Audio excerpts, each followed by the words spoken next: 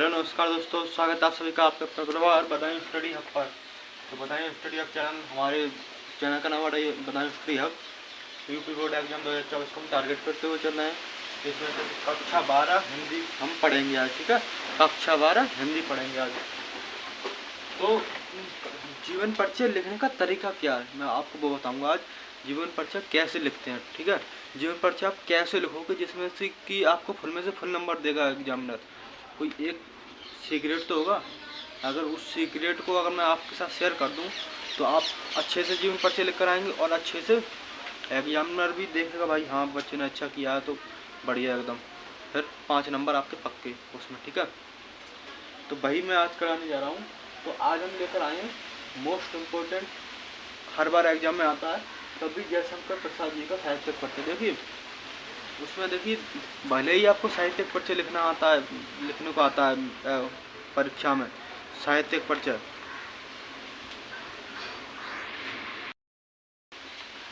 ठीक है। तो भाई थोड़े बाहर हवा चल रही है तो थोड़ा आपको आवाज़ आ रही होगी इसकी, तो भाई थोड़ा आप कोऑपरेट कर लेना। भाई मैं बहुत मेहनत से आपको वीडियो बनाकर देता हूँ, ठीक है। थोड़ा सा कोऑपरेट आप कर लीजिएगा, फिर मैं धीरे धीरे करके सब संभाल लूँगा, ठीक है। आपको बिल्कुल भी बैकग्राउंड आवाज़ म्यूजिक नहीं आएगी, सिर्फ मेरी म्यूजिक आएगी, ठीक है। अभी थोड़ी हवा चल रही है इस वजह से आपको आ रही है, ठीक है। थोड़ा कोऑपरेट कर लेना, ठीक है। तो मैं कह रहा था कि भले ही आपको एग्जाम में साहित्य परिचय लिखने को आए, लेकिन उसमें आपको जीवन परिचय भी लिखना है। जीवन परिचय आपको दिखाना है कि अगर मैं कहता हूँ 2 लाइनें लिख दो जीवन परिचय की, बाकी साहित्य परिचय लिख दो। 5 नंबर में आता है ना, तो कम से कम ऐसा पेज होता है, ऐसा करके ऐसा पेज, तो ये भी भरना है, ये भी भरना है आपको, तभी भी नंबर मिलेंगे आपको 5। वरना ये नहीं कि एक साइड भरे है पेज की तो 5 नंबर पक्के, बिल्कुल नहीं। दोनों साइड भरनी है पेज की, एक पेज तो भरना ही है कम से कम, तभी तो आपको कोई नंबर देगा अच्छे। क्यों, ऐसी समझ में बात नहीं आई?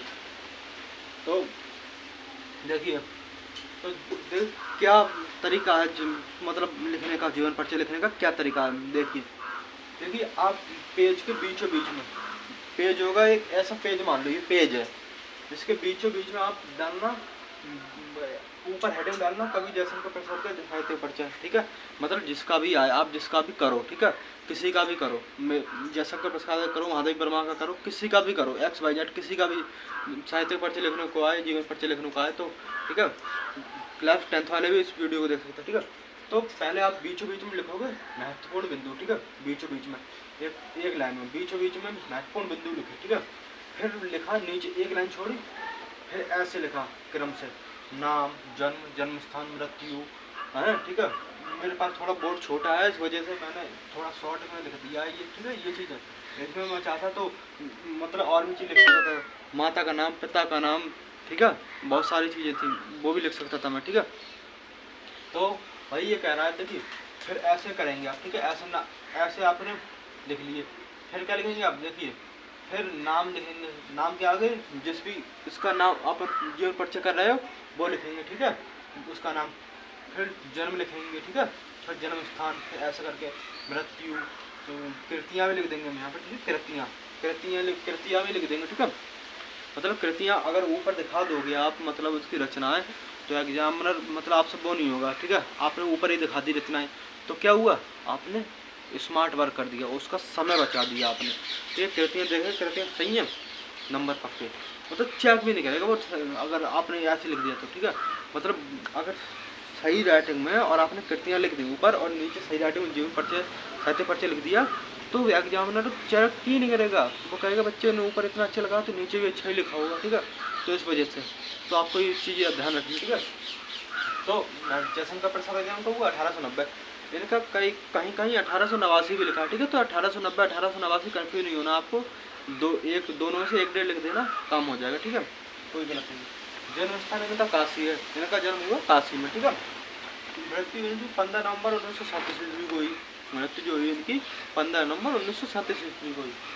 इनकी कृतियाँ हैं, रचना है इनकी जयशंकर प्रसाद जी की, कंकाल, तितली, रावती, चंद्रगुप्त, स्कंदगुप्त, कामायनी, ध्रुवसामनी, जन्मेजय का नागयक और भी बहुत सारे, ठीक है, बहुत सारी इनकी कृतियाँ, ठीक है। तो अब साहित्य परिचय लिखने को आया तो हम क्या लिखेंगे, ये महत्वपूर्ण तर्क डाल के ये पॉइंट लिखेंगे, ठीक है। आप अपनी तरफ से भी पॉइंट इसमें ऐड कर सकते हो, भाषा करके जो भी 2-3 पॉइंट और भी ऐड करने चाहो आप कर सकते हो, ठीक है।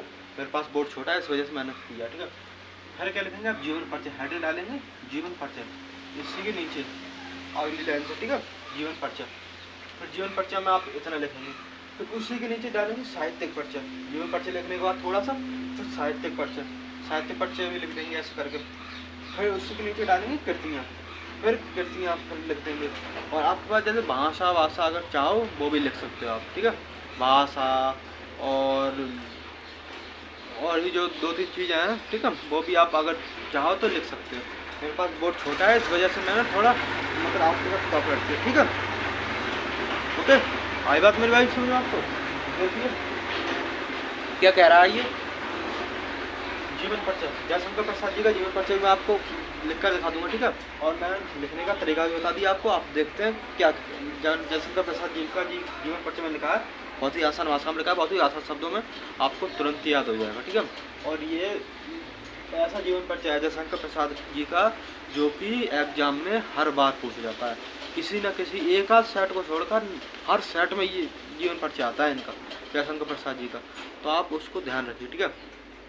देखिए जीवन परिचय तो क्या लिखेंगे इसमें हम, जयशंकर प्रसाद जी का जन्म सन 1890 ईस्वी में काशी के एक संपन्न वैश्य परिवार में हुआ था, ठीक है। मतलब काशी में इनका जन्म हुआ था 1890 ईस्वी में। और संपन्न वैश्य मतलब यहाँ नाच गाना होता है, ठीक है। वैश्य परिवार उसे कहते हैं जहाँ नाच गाना होता था, ठीक है, वहाँ पर इनका जन्म हुआ, ठीक है। जयशंकर प्रसाद जी का जन्म सन 1890 ईस्वी में काशी के एक संपन्न वैश्य परिवार में हुआ था।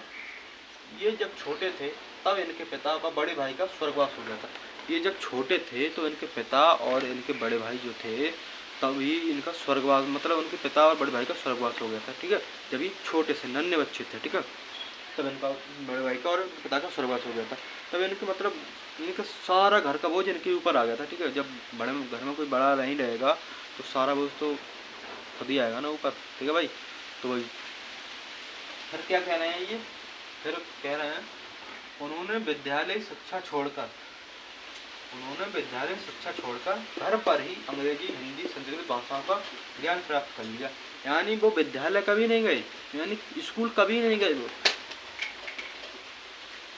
सॉरी भैया मार्कर गिर गया था, ठीक है। वो स्कूल कभी नहीं गए, ठीक है। उन्होंने घर पर ही हिंदी, इंग्लिश, बांग्ला जितनी भी शिक्षा थी, इन्होंने जितना भी ज्ञान अर्जित कर मिला उन्होंने सारा वो ज्ञान अर्जित किया भाई, ठीक है। सारा ज्ञान अर्जित कर लिया जितनी भी शिक्षा थी उन्होंने, ठीक है। फिर क्या है ये, अत्यधिक श्रम यानी अत्यधिक मेहनत, बहुत मेहनत की ना उन्होंने। जब उनके घर पर कोई नहीं रहा तो बहुत भाई बोझ आ गया पूरे उनका, तो उन्होंने मेहनत की, बहुत लगन से मेहनत की।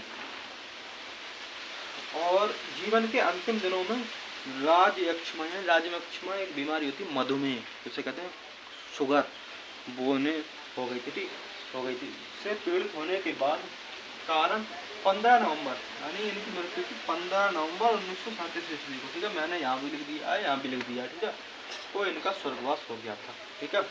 आपको इतना लिखना है जीवन परिचय हेडिंग डाल के, ठीक है। जीवन परिचय हेडिंग डाल के आप साहित्य परिचय नीचे डालेंगे हम, साहित्य परिचय नीचे हेडिंग ये पढ़िए, साहित्य परिचय हेडिंग पढ़िए ना, पढ़िए साहित्य परिचय। अब इसमें क्या लिखेंगे हम, जयशंकर प्रसाद छायावादी युग के कवि थे। यानी 1 नंबर में क्वेश्चन ये भी आता है, जयशंकर प्रसाद कौन से युग के कवि थे, तो कौन से युग के कवि थे भाई, छायावादी युग के। कौन से युग के, छायावादी युग के कवि थे जयशंकर प्रसाद, ठीक है। तो यहाँ से नंबर का क्वेश्चन आ जाता है, ठीक है, या पक्का कर लीजिएगा आप यहाँ से, ठीक है। जयशंकर प्रसाद छायावादी युग के कवि थे। इनकी रचना कामायनी एक कालजयी कृति है, इनकी रचना कामायनी एक कालजयी कृति है, ठीक है। इनकी रचना जो कामायनी है वो एक कालजयी कृति है, ठीक है। कामायनी एक रचना है ना इनकी, ठीक है। जिनमें छायावादी प्रवृत्तियों एवं विशेषताओं का समावेश हुआ, ठीक है। जिनमें जो कामायनी जो रचना है वह उसमें छायावादी युग की मतलब प्रवृत्तियों विशेषता क्या विशेषता थी, ठीक है, उसमें उन्होंने सब बताया बिल्कुल विस्तार से, ठीक है। छायावादी युग कैसा रहा उस समय, ठीक है, तो उसमें सब बताया कामायनी रचना में उन्होंने अपने, ठीक है। फिर क्या कह रहे हैं, प्रसाद जी छायावादी युग के सर्वश्रेष्ठ कवि रहे हैं, यानी सबसे अच्छे कवि माने जाते हैं छायावादी युग के जयशंकर प्रसाद जी, ठीक है। तो तो आपको ये चीज़ तो याद रखनी है भाई मेरे, ठीक है। 1 नंबर में क्वेश्चन यहाँ से भी आता है, ठीक है। सबसे ज़्यादा प्रसिद्ध छायावादी युग के सबसे ज़्यादा प्रसिद्ध लेखक कौन से थे, तो ये भी आता है, ठीक है। तो क्या कहेंगे आप, कौन थे, जयशंकर प्रसाद, ठीक है। अब क्या कहना है कि प्रेम और सौंदर्य उनके काव्य का प्रमुख विषय रहा। जो छायावादी काव्य के जो कवि थे जयशंकर प्रसाद, वो उनके रचना में काव्य और सौंदर्य यानी काव्य और सौंदर्य बहुत ही प्रमुख है, ठीक है भाई। तो प्रेम और सौंदर्य तो बहुत ही प्रेम पूर्ण बातें समझाई गई हैं उसमें, बहुत ही सौंदर्यता से, सुंदरता से, मतलब सुंदरता का मतलब ये नहीं शकल से सुंदर, गोरा चिट्टा नहीं, मतलब बहुत ही आपको समझने में अच्छा लगेगा, पढ़ने में अच्छा लगेगा, ठीक है। वो सौंदर्यता कह रहा है, ठीक है। फिर क्या कह रहा है, इन्होंने अपनी कविताओं में सूक्ष्म अनुभूतियों का रहस्यवादी चित्रण भी प्रारंभ किया।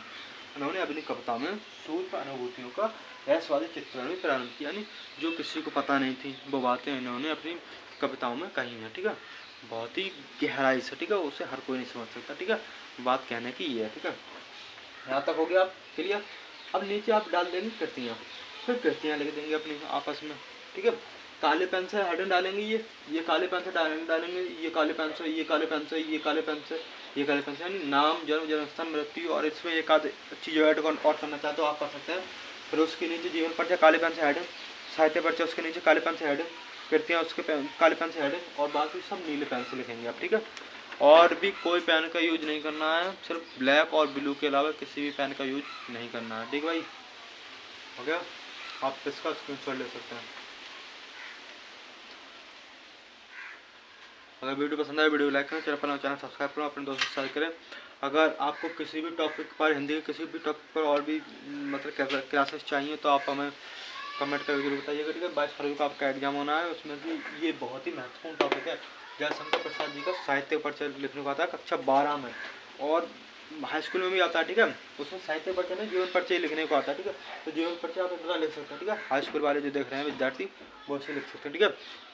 बाकी अगर किसी टॉपिक पर आपको वीडियो चाहिए तो आप कमेंट करें, ठीक है। और नमस्कार, धन्यवाद।